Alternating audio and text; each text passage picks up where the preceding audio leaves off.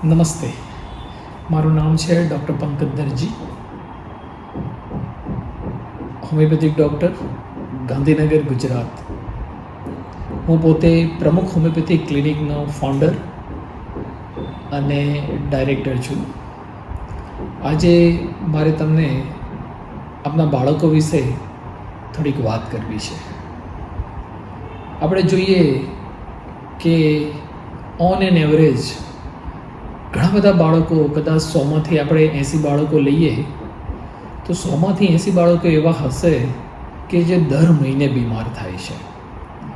અને મેજોરિટી આપણે જોઈએ કે એમાંથી જો બીમાર થવાનું જો મેઇન કારણ હોય તો એક છે શરદી ખાંસી, ગળામાં ઇન્ફેક્શન થાય, તાવ આવે, શરદી થાય, ખાંસી આવે અને 4-5 દિવસ આખો પ્રોગ્રામ ચાલે અને પછી બાળકને દવા આપવામાં આવે ને પછી સારું થઈ જાય.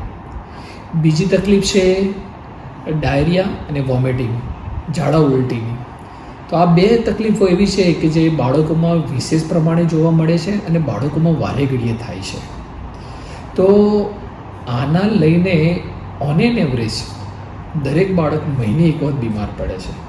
હવે બાળક મહિને એક વખત બીમાર પડે છે એનું મેઇન કારણ શું છે કે એની રોગપ્રતિકારક શક્તિ ઓછી છે અને એના લઈને આપનું બાળક વારે ઘડીએ બીમાર પડે છે. તો આજે હું તમને જે વાત કરવા જઈ રહ્યો છું તો ખાસ આપનું બાળક વારે ઘડીએ બીમાર ના પડે અને સાથે સાથે એની રોગપ્રતિકારક શક્તિ પણ વધે, જેના લઈને તમારે દર મહિને બાળકોના ડૉક્ટરના ત્યાં એને એલોપેથિક દવા કે ઇંગ્લિશ દવાઓ અપાવવા જવું ના પડે. તો સામાન્ય રીતે આપણે સાંભળીએ કે શરદી ખાંસી થવાનું કારણ શું હોય છે. તો અત્યાર સુધીના મારા 20 વર્ષના હોમિયોપેથિક પ્રેક્ટિસમાં અને 7 વર્ષ મેં બાળકોના ડૉક્ટર જોડે કામ કર્યું, એના અનુભવો પરથી મને વધારે પડતું જો કારણ હોય તો એ છે ખાવા પીવામાં. તો બાળક ઘણી વખતે આઈસ્ક્રીમ ખાય, ચોકલેટ્સ ખાય, ઘણી વખત વેફર્સના લઈને અથવા તો ઘણી વખત વાતાવરણના લઈને અથવા તો બરફ સીધો ફ્રીજમાંથી કાઢીને ખાઈ લે કે કોઈ પણ વસ્તુ ફ્રીજમાંથી ઠંડી વસ્તુ ખાઈ લે અને એના લઈને ગળામાં ઇન્ફેક્શન થતું હોય છે. હવે જ્યારે પણ તમે ડૉક્ટર પાસે જાઓ ત્યારે ડૉક્ટર તમને ઠંડુ ગળ્યું કંઈ પીવડાવવાની ના પાડે, પણ હવે બાળકની જોડે તમે કેટલા દિવસ સુધી આ રીતે ચલાવી શકો કે ભાઈ બાળક આઈસ્ક્રીમ વગર રહે કે ચોકલેટ વગર રહે. પણ સપોઝ તમારે ધ્યાન શું રાખવાનું છે કે બાળકને જેટલો આઈસ્ક્રીમ ખવડાવો એટલો ખવડાવો, જેટલી ચોકલેટ્સ ખવડાવી એટલી ખવડાવો, પણ ધ્યાન એવું રાખવાનું છે કે જ્યારે પણ તમે આઈસ્ક્રીમ, સપોઝ તમે આઈસ્ક્રીમ આપો છો તો એની પછી તરત એને ગરમ પાણીના કોગળા કરાવી દો, નવશેકું હળદરવાળું પાણી પીવડાવી દો. એ જ રીતે ચોકલેટમાં પણ છે. અને વધારે પડતું બાળકને છે આ આઈસ્ક્રીમ છે કે ચોકલેટ છે એ રાત્રે ના આપવું, કારણ કે એકવાર ખાધા પછી બાળક જો સૂઈ જાય અને 2-3-4 કલાક સુધી એ આઈસ્ક્રીમ ગળામાં ચોંટેલો રહે કે ચોકલેટ ચોંટેલી રહે તો એના લઈને ઇન્ફેક્શન થવાના ચાન્સીસ વધી જતા હોય છે. તો બાળકને આઈસ્ક્રીમ આપો કે ચોકલેટ આપો તો તરત કંઈક જમાડી દો કે કોગળા કરાવી દો, તો જેના લઈને તમારું બાળક બીમાર નહીં પડે. બીજું છે આપણે ઝાડા ઉલટીની વાત કરીએ તો ઝાડા ઉલટીમાં પણ એવું છે કે ખાવા પીવાના લઈને બાળક વધારે બીમાર પડતું હોય છે. તો ખાસ બને ત્યાં સુધી મહેંદાવાળી વસ્તુ બાળકને એવોઇડ કરો, ઘરમાં લાવી જ નહીં.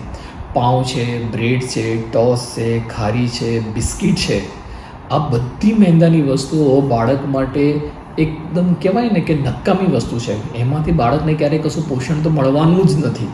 અને સાથે સાથે આ રીતે ઇન્ફેક્શન છે કે ઘણી વખત બાળકોને કબજિયાત થઈ જાય, તો આ બધું મહેંદાવાળી વસ્તુઓ ખવડાવવા થાય છે. જો તમે બને ત્યાં સુધી મહેંદાવાળી વસ્તુઓ એવોઇડ કરશો તો બાળક બીમાર પડશે જ નહીં.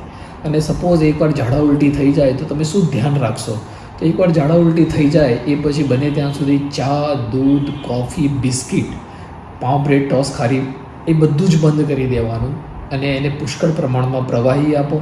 લીંબુ શરબત છે, નારિયેળ પાણી છે, દાડમનો રસ છે, મોળા દાળ ભાત છે, ખીચડી છે, દહીં છે, છાશ છે, આવી વસ્તુ એને આપો.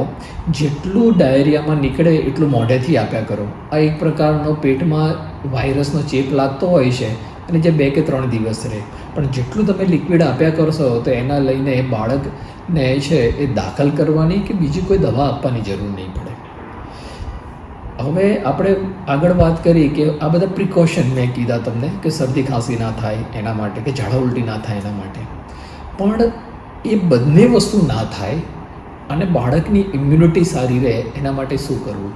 તો બને ત્યાં સુધી બાળકને મેન્ટલી ખુશ રહે અને બને ત્યાં સુધી વારે ઘડીએ કે ઉપરા ઉપરી જેટલી ઇંગ્લિશ દવાઓ તમે ઓછી આપશો એટલી વાર તમારું બાળક ઓછું બીમાર પડશે. સાથે સાથે જરૂર હોય એટલી જ વેક્સિન આપો. તમારા વેક્સિન કાર્ડમાં જેટલી પણ વેક્સિન લખેલી છે એ બધી આપવી જરૂરી નથી. ઘણા બધા બાળકો એવા છે કે પોતે એ બાળકને વેક્સિન અપાઈ જ ના હોય, અને એવું કહેવાય છે કે સપોઝ એવું પણ નથી કે સપોઝ તમે ચિકન પોક્સની વેક્સિન આપીને ચિકન પોક્સ થાય નહીં, કે ટાઇફોઇડની વેક્સિન આપી ટાઇફોઇડ થાય નહીં, કે ન્યુમોનિયાની વેક્સિન આપી ન્યુમોનિયા ના થાય. એવા બધા કેસીસ જોવા મળે છે કે આપ્યા પછી પણ તકલીફ તો રહી છે. તમે પણ અત્યારે રિટ્રોસ્પેક્ટ કરીને વિચાર કરશો કે તમે અત્યાર સુધી તમારા બાળકની આખું જે કહેવાય ને આખું A4 સાઇઝનું પત્તું ભરે એટલી બધી વેક્સિન આપી છે, છતાં પણ તમારું બાળક તો બીમાર પડે છે. તમારા બાળકની કમ્પેરિઝન બીજા બાળક સાથે તમે કરશો કે જેને એકે વેક્સિન નથી આપી, એ પણ એટલી જ વાર બીમાર પડે છે. તો વેક્સિન આપવાનો મતલબ શું છે? તો સારામાં સારી વસ્તુ એ છે કે બાળકને સારો ખોરાક આપો, સારું વાતાવરણ પ્રોવાઈડ કરો, અને જેટલું બાળક મેન્ટલી ફ્રેશ રહે એવો ટ્રાય કરો. અને મારો પર્સનલ આગ્રહ તો એવો છે કે જો તમારું બાળક બીમાર પડે તો એને હોમિયોપેથિક અથવા આયુર્વેદિક આપવાનો ટ્રાય કરો. આયુર્વેદિક વિશે હું વધારે જાણતો નથી, પણ હું પોતે હોમિયોપેથિક ડૉક્ટર છું એટલે હું ચોક્કસ તમને કહી શકીશ કે હોમિયોપેથી આપવાથી જે તમારું બાળક વારે ઘડીએ જે બીમાર પડે છે ને, 109% હું તમને કહું છું કે વારંવાર જે બીમાર પડવાની પ્રક્રિયા છે ને એ ઘણી ઓછી થઈ ગઈ છે. અને બીજું શું થશે કે જેના લઈને બાળક વારે ઘરે બીમાર નહીં પડે. એલોપેથિક દવાઓ તમે ઓછી આપશો એટલે એની ઇમ્યુનિટી વધવાની જ છે, અને ઇમ્યુનિટી વધશે એટલે બાળક બીમાર નહીં પડે પાછું. તો આપ સૌને મારે બહુ નમ્ર વિનંતી છે કે બને ત્યાં સુધી અને ના છૂટકે તમે ઇંગ્લિશ દવાઓ લેવાનો આગ્રહ રાખો, અને ઘરમાં કોઈના માટે પણ ખાસ કરીને બાળકો માટે હોમિયોપેથી લેવાનો આગ્રહ રાખો, જેના લઈને ભવિષ્યમાં બાળકને બીજી કોઈ મોટી તકલીફો ના થાય. આના વિશે જો વધારે તમને માહિતી જોઈતી હોય તો તમે મેલ મને કરી શકો છો, અને મને વોટ્સઅપ પર પણ આપ મેસેજ કરી શકો છો. જય સ્વામિનારાયણ.